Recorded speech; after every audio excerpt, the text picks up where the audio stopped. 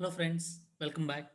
In the previous lectures, we have discussed about the how to evaluate effective stress at any point if the flow is happening in upward direction or in downward direction.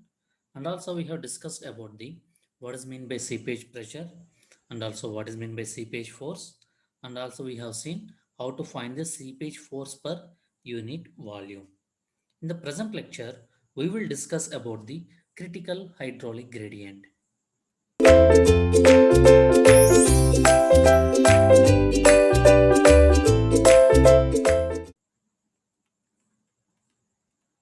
Critical hydraulic gradient. So the name itself implies that critical value. So what is meant by critical value? Nothing but it is a hydraulic gradient at a critical condition. So what is the critical condition? That means if your effective stress is equal to zero, that means let us say as we already know that the shear strength at any point of a soil C plus sigma tan phi.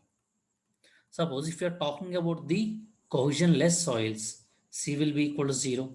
If I'm considering the effective values, if my effective stress is equal to 0, then we can say that my total shear strength is also equal to 0. If the flow is happening in upward direction, we have already seen that the effective stress will be decreases.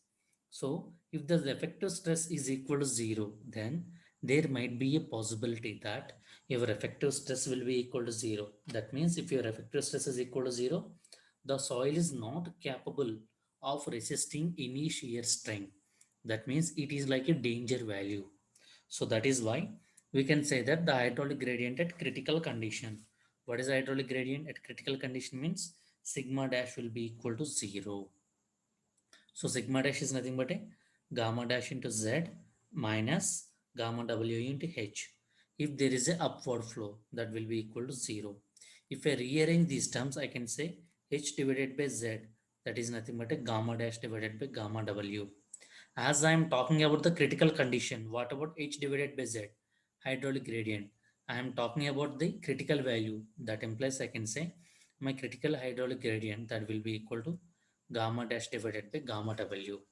So these are the values with respect to the uh, submerged unit weight and the gamma W.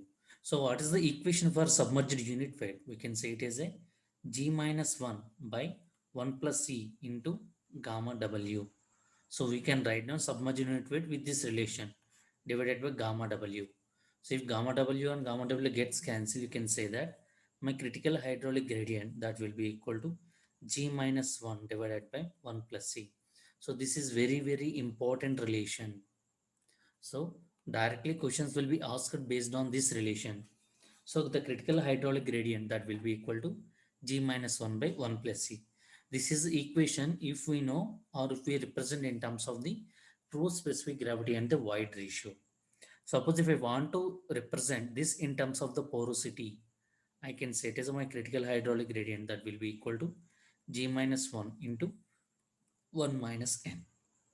So this is what the critical hydraulic gradient if you are representing in forms of the porosity.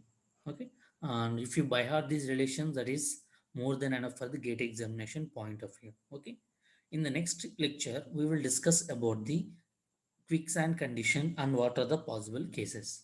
Thank you.